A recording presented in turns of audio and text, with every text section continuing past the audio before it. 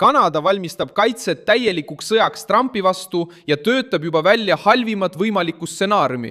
Majandussurve, kaubandussuhete katkemine ning võimalik sõjaline kriis Arktikas ja maailma pikimal maismaa piiril. Kui Donald Trump ähvardas teisi riike, siis nad andsid järele ja kirjutasid alla kohutavatele lepingutele, mille ta neile peale surus. Aga see, mida Trump meile peale surus, oli meie rahvusliku suveräänsuse lõpp. Mark Carney valitsus kiirendas kaitseväe õppusi, suurendas investeeringuid põhjapiirkonda, otsis uusi partnereid ja hakkas vähendama sõltuvust Ameerika Ühendriikidest. Reaktsioon tugevnes pärast Donald Trumpi avalikke ähvardusi muuta Kanada 51. osariigiks, kasutada majanduslikku jõudu Ottawa vastu ja seada kahtluse alla kahe riigi vaheline piir.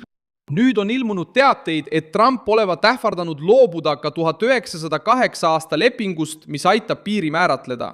Isegi ilma avaliku sissetungi käskluseta hakkas Kanada poliitiline klass käsitlema seda retoorikat kui reaalset ohtu. Plaan hõlmab juba tuhandete kilomeetrite pikkuseid patrulle jää peal, uusi kulutusi radaritele ja hävitajatele ning rahvusvahelist panka sõjatööstuse rahastamiseks. Väljaspool Washingtoni otsest kontrolli, mida Trump kavatses saavutada Kanada suveräänsust rünnates. Miks hakkas Ottawa õppusi korraldama ilma täielikult Washingtoni usaldamata? Kuidas reageeriks Kanada, kui surve jõuaks nende territooriumile? Ma räägin sulle sellest kohe kõigest. Kui sulle meeldib selline otsekohene ja konkreetne sisu, siis kaalu tellimist, sest siin on iga päev selliseid videoid. Wall Street Journali avaldatud teadete kohaselt ähvardas Trump loobuda 1908 aasta piirikokkuleppest, mida kasutatakse Kanada ja Ameerika Ühendriikide vahelise piiri osade tähistamiseks. Leping ei loonud piiri üksi, see sõltub ka varasematest kokkulepetest aastatest 1908, 1818 ja 1846. Kuid selle mehhanismi katkestamine tekitaks kohese kriisi. Trump nimetas piiri juba kunstlikuks ja ütles, et Kanada peaks saama 51. osariigiks. Privaatselt esitatud ähvardus, kui see tõesti toimus nii, nagu on kirjeldatud, näitab, et provokatsioon ei piirdunud ainult kaamerate ees peetud kõnedega. Charlie Angus, endine Uue Demokraatliku partei saadik, ütles, et Kanada seisis silmitsi tõsise ohuga oma suveräänsusele ja peab säilitama pideva valvsuse. Angus ütles, et piiri kahtluse alla seadmine looks ruumi provokatsioonideks. Ta süüdistas ka Trumpi valitsus selles, et nad kasutavad põhjapiiril uimasteid, terrorismi ja kuritegevust poliitiliste ettekäänetena Kanada vastu. Aga see, mida Trump meile peale surus, oli meie rahvusliku suveräänsuse lõpp. Süüdistus sai kaalu, sest Ameerika ametivõimud avaldasid Ottawale tõepoolest survet rändekontrolli, fentanüüli salakaubaveo ja piiri turvalisuse osas. Pelgalt vahemaa tõttu põhjapiiril ja varasemate föderaalvalitsuste koostöö puudumine soodustavad jätkuvalt vägivaldset kuritegevust. Nüüd keskendume sellele ja kaasame aktiivselt osariigi ja kohalike julgeolekujõude selles piirkonnas. Aga tead, tegutsema peab Kanada, sest nemad toodavad seal üleval ja saadavad selle siia. Ma ei hakka arutama, kas me peaksime neist tegema 51. osariigiks, aga nad on meie partnerid, põhjas. Üle 300 tuntud või kahtlustatava terroristi ületas eelmisel aastal ebaseaduslikult selle riigi piiri. Need polnud lihtsalt illegaalsed sisserändajad, vaid terroristid. 85 neist tulid põhjapiirilt. 1. juulil 2026. Ameerika Ühendriikide valitsus keeldus pikendamast Ameerika Ühendriikide, Mehhiko ja Kanada vahelist lepingut, alustades 10-aastast perioodi, mis võib viia kokkuleppe lõppemiseni, kui uusi läbirääkimisi ei toimu. 3 riigi vaheline aastane kaubandus ulatub umbes 1,6 triljoni dollarini ning Kanada sõltub tugevalt Ameerika turust. Just seda sõltuvust püüab Carney vähendada. Ottawa jaoks tähendab praegu Washingtoniga läbirääkimiste pidamine seda, et takistada Kanada majanduse kasutamist poliitilise allutamise vahendina. Ettevalmistused on jõudnud ka sõjalisele tasandile. 2026 aasta jaanuarist aprillini umbes 1300 Kanada sõjaväelast osales riigi suurimas operatsioonis Arktikas alates 2007. aastast.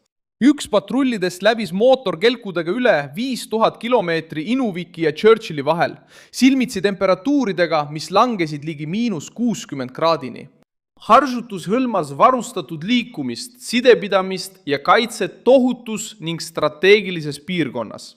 Ametlik eesmärk hõlmab Venemaa ja Hiina ohte.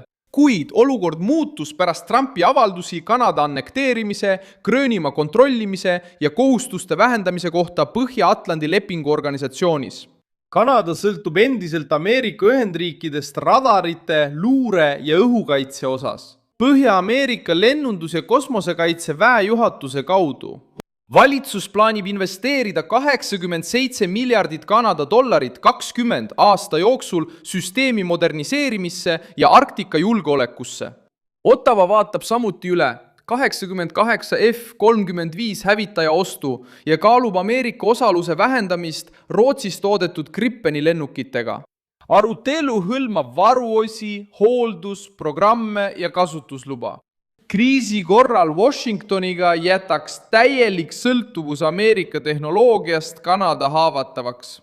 Pinged kasvasid, kui Pentagoni peatas oma osaluse 1940 aastal loodud ühises alalises kaitsenõukogus. Washington süüdistas Kanadat vähestes kulutustes ja sõjaliste otsuste edasilükkamises.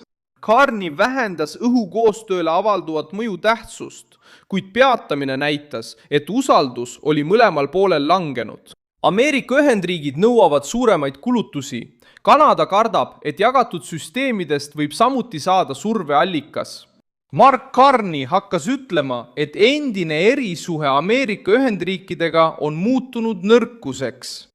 2026 aasta aprillis kinnitas peaminister, et Kanada peab oma tuleviku üle kontrolli taastama ja tugevdama oma iseseisvat võimekust.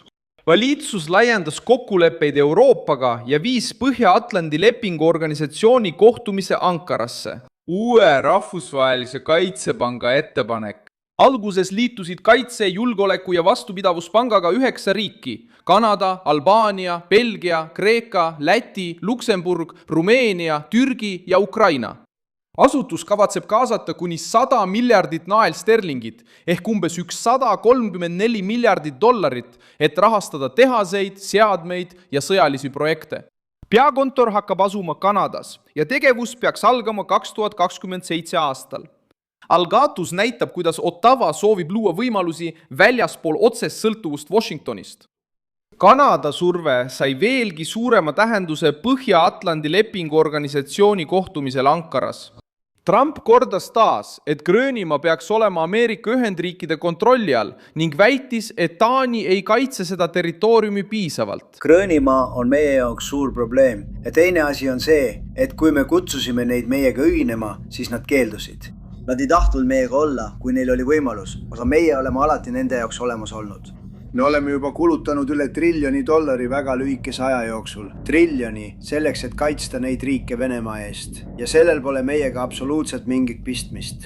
Meil on ookean, aga see on pikaajaline asi ja meid ei koheldud hästi. Kas Mark saab aru? Gröönimaa on Seeman ülikooli jaoks eluliselt tähtis, aga mitte Taani jaoks.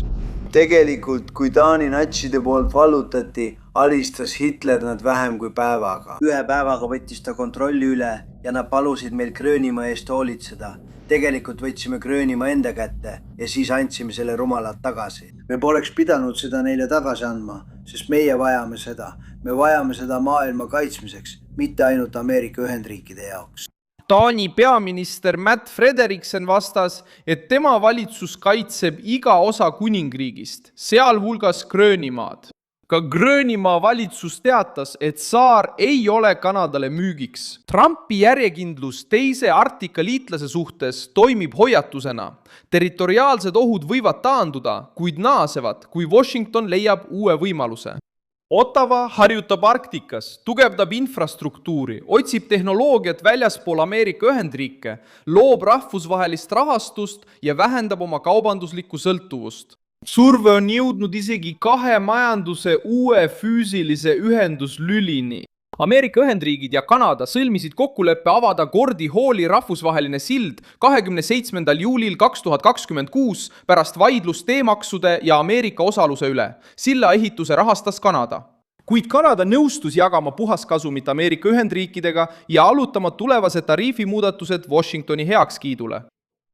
Nad pöördusid meie vastu kibeda nutuse vihaga, nagu kiusajad, kes on saanud ninale obaduse. Donald Trump ütles, et me oleme kõige ebameeldivamad inimesed, kellega ta kunagi kokku on puutunud. Pete Hoekstra, tema manipuleeriv suursaadik, nimetas meid ebameeldivateks. Howard Lutnick, Kanada, te olete kohutavad. Pete Navarro ründas meid, nad läksid marru, et me neile vastu astusime. Aga see näitab, et keeldudes Gordi silla avamisest, keeldudes Kusmast ja jätkates meiega manipuleerimist ning ähvardamist, ei ole nad oma meelt muutnud. Sild hõlbustab kaubandust Windsori ja Detroiti vahel, kuid leping näitab, kui suur see võitlus on. Trump avaldab survet, Carney seisab vastu. Ja iga leping või riikidevaheline lepe on muutunud osaks suuremast vaidlusest kahe riigi vaheliste suhete kontrolli üle. Suur tänu, et vaatasite seda videot lõpuni.